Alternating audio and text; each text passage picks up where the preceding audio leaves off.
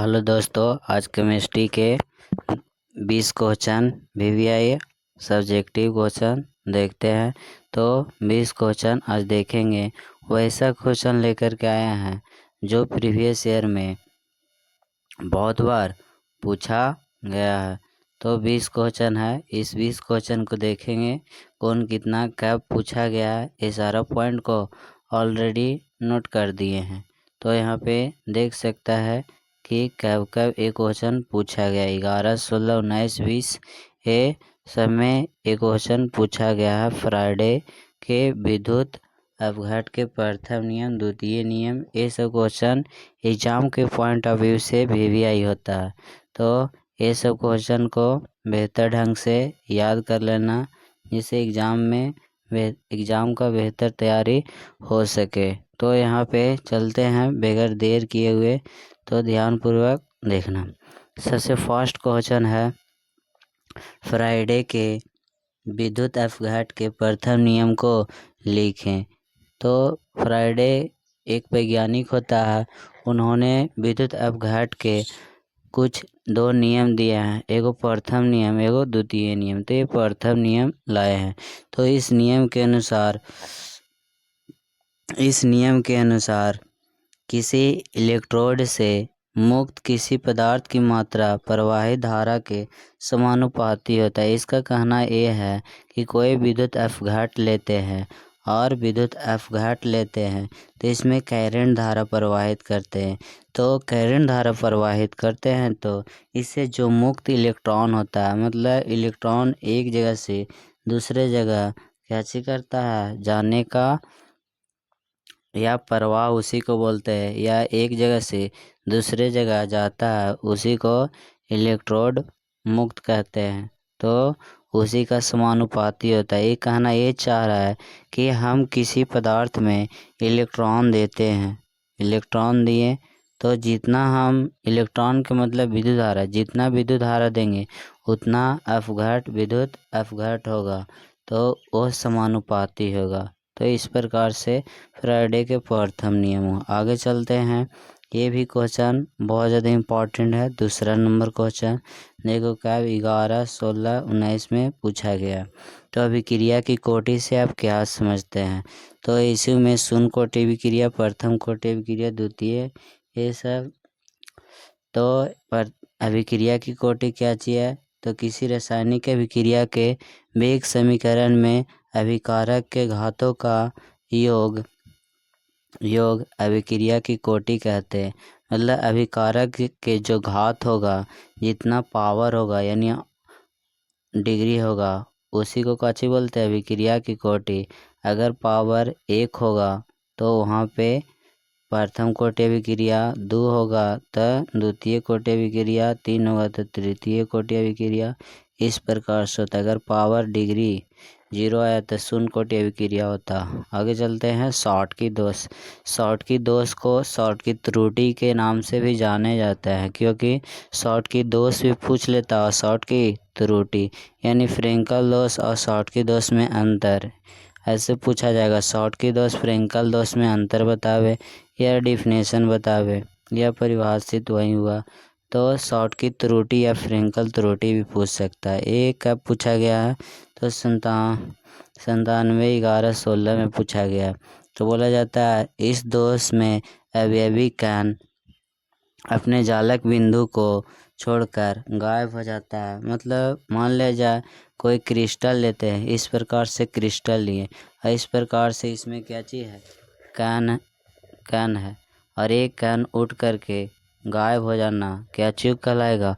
Short की दोष कहलाएगा। इसका डेंसिटी में कमी होगा, क्योंकि ये जहाँ रिक्त स्थान छोड़ेगा वो कमी महसूस होगा। आगे चलते हैं। फ्रेंकल दोष में देखना, फ्रेंकल दोष क्या है? इस दोष में अवयवी कण अपने जालक बिंदु को छोड़कर अंतराकाशीय स्थान में चला जाता है, फ्रेंकल दोष कहलाता है। फॉर एग्जाम्पल देखने का प्रयास करना। इसमें क्या चीज़ होता है? छोटे छोटे कण होता है, छोटे छोटे कण बहुत सारा होता है। तो ये कण यहाँ से उठ करके यहीं पे जा कर के एकदम बैठ जाता। तो यहाँ पर इसके घनत्व में कमी होगा कि नहीं, तो नहीं होगा, क्योंकि यहाँ से उठ करके यहाँ आ गया, तो इसका डेंसिटी में कमी क्या होगा, तो एक जगह से उठ करके दूसरे जगह ही चल जाना क्या चीज़ कहलाता है, फ्रेंकल दोष। और शॉर्ट की दोष तो यहाँ से उठ करके बाहर निकल जाना क्या चीज़ कहलाएगा, शॉर्ट की दोष कहलाएगा। ये भी बड़ी बार पूछा गया। अब कॉपर देखो, यक्स में 3 को एकदम याद कर लेना, जैसे फेरस हो गया, एल्युमिनियम हो गया, कॉपर हो गया और जिंक। 10-12 के लिए ये सारा टॉपिक से क्वेश्चन आएगा तो आएगा, एकदम 100% गारंटी। अयक्स इसका याद कर लेना और अयक्स से धातु का निष्कर्षण याद कर लेना। ये टॉपिक एगो ने एगो आएगा 5 नंबर, धातु अयस्कों से धातु के निष्कर्षण, और इसमें का चीज आएगा तो अयक्स ऑब्जेक्टिव में पूछ सकता। जैसे में यहाँ पे पूछा गया 14-15 में कि कॉपर के 2 अयस्क, तो यहाँ पे कॉपर पर CuFeS2 होता है और क्यूपराइट Cu2O होता है। तो इस प्रकार से याद करना। आगे चलते हैं 6ठा नंबर क्वेश्चन। तो 6ठा नंबर क्वेश्चन क्या चीज़ है, बिंदु दोष क्या है। बिंदु दोष क्या चीज़ होता है, ये भी क्वेश्चन बड़ी बार पूछा गया। किसी क्रिस्टल में जालक बिंदु से अवयवी कण का विस्थापन से उत्पन्न दोष बिंदु दोष कहलाएगा। मतलब किसी क्रिस्टल में जालक बिंदु उस बिंदु को बोलते हैं जहाँ से वो कण उठ कर के बाहर निकल जाता है या उस पॉइंट से गायब हो जाता है, उसी को बिंदु दोष कहते हैं। तो इस प्रकार से याद कर लेना। आगे चलते हैं प्रसरण दाब। प्रसरण दाब क्या चीज़ होता है, तो बोलता है प्रसरण दाब को परिभाषित करें। तो प्रसरण दाब क्या चीज़ होता है, तो बोला जाता है वे बाहरी दाब जो विलयन के तरफ से लगाने पर प्रसरण की क्रिया को रोक देता है, प्रसरण दाब कहलाता है। मतलब दाब का मतलब प्रेशर होता है, वैसा प्रेशर जो विलयन के तरफ लगाने पर वो क्या चीज़ कर देता है, रोक देता है, यानी ऑस्मोटिक प्रेशर एक बोलते हैं। आगे चलते हैं विशिष्ट चालक। विशिष्ट चालक क्या है, तो विशिष्ट चालक क्या चीज़ है, तो चालक को इंग्लिश में कंडक्टर बोलते हैं और स्पेसिफिक कंडक्टेंस बोलते हैं। तो क्या चाहिए, विशिष्ट चालकता को विशिष्ट प्रतिरोध के विलोम के प्रतिरोध को परिभाषित करता है। मतलब विशिष्ट चालकता पूछेगा तब प्रतिरोध के उल्टा को विशिष्ट चालकता कहते हैं। और यहाँ पर एक आता है कि प्रतिरोध के उल्टा को विशिष्ट चालकता कहते हैं और प्रतिरोधकता को, प्रतिरोध के उल्टा को काची बोलेंगे, विशिष्ट चालकता। आगे चलते हैं, इसका ये सही मात्रक क्या होगा, ohm centimetre square, ohm inverse centimetre square. तो यहाँ पर इस प्रकार से होता है। यहाँ पे और अदर लैंग्वेज से हम देखने का प्रयास करेंगे। बोला जाएगा प्रतिरोध के उल्टा को चालकत्व कहते हैं, प्रतिरोधकता के उल्टा को चालकता कहते हैं, ये याद रखना। आगे चलते हैं, सक्रिय ऊर्जा क्या चीज होता है, अभिकारक के मध्यवर्ती के निर्माण में आवश्यक ऊर्जा को सक्रिय ऊर्जा कहते हैं। मतलब अभिकारक से जो मध्यवर्ती का निर्माण होगा ना, उस ऊर्जा को सक्रिय ऊर्जा बोलते हैं। आगे चलते हैं, एनिलीन। एनिलीन का सूत्र कुछ होता है, तो एनिलीन का सूत्र होता है C6H5NH2 होता है। ये बड़ा इम्पॉर्टेंट का चीज ऑब्जेक्टिव है। तो एनिलीन क्षारीय प्रकृति होने के कारण यह अम्ल ACl में घुल कर साल्ट बना देता है। मतलब ACl में घुल करके साल्ट बनाने में सक्षम हो जाता है। निस्तापन भर्जन ये भी अच्छा खासा है।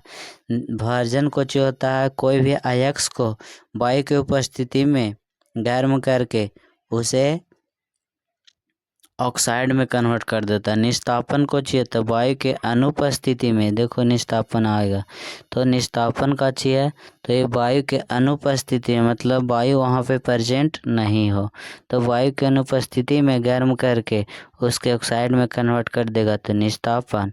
और वायु की उपस्थिति में गर्म कर देगा तो भर्जन। भर्जन को जारन भी बोलते हैं। भर्जन का दूसरा नाम जारन, जारन भी बोलते हैं। ठीक, तो इस प्रकार से ये निस्तापन भर्जन कहाँ पे काम करेगा, तो ये काम करेगा कोई अयस्क से धातु का निष्कर्षण करेगा तो जब तक निस्तापन या भर्जन विधि का न इस्तेमाल करेगा जब तक धातु का निष्कर्षण ना होगा। ज़्यादा भर्जन का इस्तेमाल होता है क्योंकि कोई भी ज्वाल यानी आग या हीट होता है वायु की उपस्थिति में ही वर्क कर पाता। तो इस प्रकार से काची है तो वह प्रक्रिया जिसमें सांद्रित अयस्क को वायु उपस्थित गर्म किया जाता है जिससे जल वाष्प के रूप में बाहर निकल जाता है। इस प्रकार से भर्जन कहते हैं। निस्तापन को किया तो वायु के अनुपस्थिति में गर्म करता है। ई पॉइंट याद रखना, वह है जब वायु की उपस्थिति में होगा, एगो अनुपस्थिति में। आगे चलते हैं। अगला कहता है H2O तरल है मतलब द्रव लिक्विड है और जबकि H2S गैस है। क्यों, तो H2O में HO आबंधन प्रबल है जबकि H2S में H और S आबंधन दुर्बल है। मतलब ये मजबूत बंधन से बंधा रहता है, एक कमजोर बंधन से।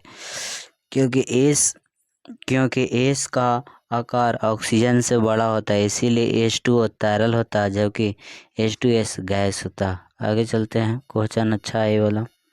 आगे 14 नंबर, क्वथनांक के उन्नयन से आप क्या समझते हैं। क्वथनांक किसको बोलते हैं, तो बॉइलिंग पॉइंट यानी उधियाना यानी खौलना जिसको बोलते हैं उसी को क्वथनांक बोलते हैं। तो क्वथनांक के उन्नयन से आप क्या समझते हैं, तो इस प्रकार से देखने का प्रयास करना। बोलता है किसी द्रव का क्वथनांक वह ताप है जिस पर उसका वाष्प दाब वायुमंडलीय के बराबर हो जाता है, क्वथनांक के उन्नयन कहते हैं। ये भी क्वेश्चन एकदम VVI है। एरा में क्वथनांक के उन्नयन बोला जाता है AB equal to T2 minus T1 होता है। T2 घोल का क्वथनांक और शुद्ध जल का क्वथनांक से कंपेयर अंतर निकाल देता है, तो ये क्वथनांक को उन्नयन निकल देता है। आगे चलते हैं। अगला क्वेश्चन है HI हाइड्रोजन आयोडाइड और HF तो इस प्रकार से HF शक्तिशाली अम्ल है, क्यों ये बताना है। और HF HE से दुर्बल अम्ल है, क्यों, तो समझना है। पर HI की अम्लीय शक्ति HF से अधिक होता है क्योंकि HI के बंधन लंबाई HF के बंधन लंबाई से अधिक होता है, इसीलिए लंबाई अधिक होने के कारण ये शक्तिशाली HI HF से शक्तिशाली होता है। आगे चलते हैं। देखो लोहा आगे कि नहीं, लोहा के दो अयस्क है हेमाटाइट सिडेराइट मैग्नेटाइट, ये सब आयरन पायराइट, ये सब लोहा का अयस्क। फार्मूला जरूर याद रखना अनुसूत्र Fe3O4 होता है, Fe2O3 हेमाटाइट का होता है। आगे चलते हैं। अगला देखना,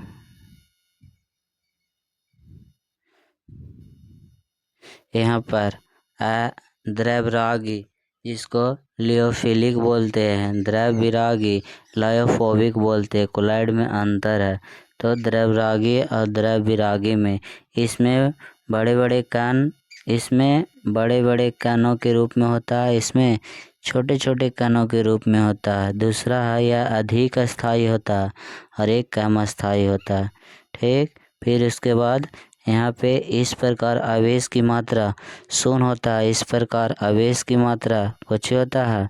तो इस प्रकार आवेश की मात्रा धनात्मक तथा ऋणात्मक दोनों कैटेगरी में होता है। आगे चलते हैं। अब देखो RNA DNA ये बायोलॉजी में पढ़े के भी है और केमिस्ट्री में भी पढ़ना है। तो RNA के राइबोन्यूक्लिक एसिड होता है, DNA के डीऑक्सीराइबोन्यूक्लिक एसिड होता है।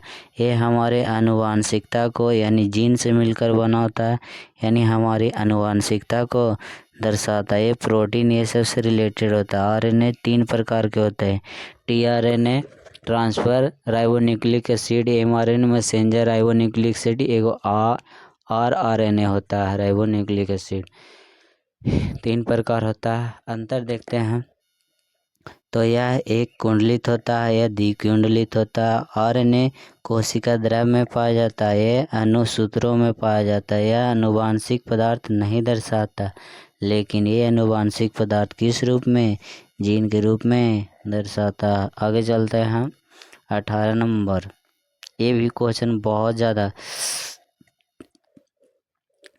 बिलियन में काची काची है, तो बिलियन में मोलारता, मोललता और मोल प्रभाज, ये 3 पॉइंट। एगो आदर्श अनादर्श विलियन, ये 4 पॉइंट को एकदम बेहतर से ध्यान देना। तो यहाँ पर देखना मोलारता और मोललता 1 kg में मेजरमेंट किया जाता है, सॉरी गलती है, तो ये है जो लीटर में रहेगा और ये है जो kg में रहेगा। आगे चलते हैं, देखना ध्यान से। यह लीटर बिलियन में घुले बिले की कुल संख्या को मोलारता कहते हैं और 1 kg बिलियन में घुले बिलियन की कुल संख्या को मोललता कहते हैं। आगे चलते हैं 3 नंबर। मोलारता ताप पर निर्भर करता है, यह ताप पर निर्भर नहीं करता क्योंकि ठोस होता है। इसका SI मात्रक मोल पर लीटर, इसका SI मात्रक मोल पर kg। ये VVI ऑब्जेक्टिव है, ये दोनों याद रखना। इस पॉइंट का एग्जाम में आने का चांस। अब देखो 20 क्वेश्चन बोले थे, 20 क्वेश्चन आगे 20वां। अभिक्रिया पर ताप का क्या प्रभाव पड़ता है, तो ताप जितना ही अधिक रहता है अभिकारकों के बीच अभिक्रिया उतना ही तेजी से होता है। हर 10 डिग्री ताप बढ़ने पर अभिक्रिया का वेग दुगना हो जाता है। ये ऐसे समझो जैसे हम कोई वस्तु बना रहे हैं, भोजन बना रहे हैं, टेम्परेचर हम ज़्यादा देंगे तो अभिक्रिया तेज़ी से बढ़ेगा कि नहीं, खौलने का प्रक्रिया तेज़ी से बढ़ता है। यानी टेम्परेचर बढ़ाएंगे तो अभिक्रिया यानी तेज़ी से अभिक्रिया करने लगेगा। तो इस प्रकार से हम लोग 20 क्वेश्चन कंप्लीट किए। तुम लोग के क्या चीज़ करना, अगर बेहतर तैयारी करना चाहते हो तो ये सारा पॉइंट को अपना कॉपी में नोट करना। नोट करने के बाद क्या चीज़ करना, पढ़ते रहना, पढ़ने के साथ साथ लिखने की भी कोशिश करना और बेहतर तैयारी हम लोग करेंगे। इसी प्रकार से रेगुलर वीडियो बनाएंगे। अगर किसी प्रकार के प्रॉब्लम है तो कमेंट करके ज़रूर बताना। और यहाँ पे अगला अवरी बायोलॉजी करेंगे, कल बायोलॉजी कराएगा। इसी प्रकार से कल छोटा वीडियो करेंगे। चलते हैं, अगर वीडियो अच्छा लगा हो तो लाइक, सब्सक्राइब और शेयर करना ना भूले। तो मिलते हैं नेक्स्ट क्लास।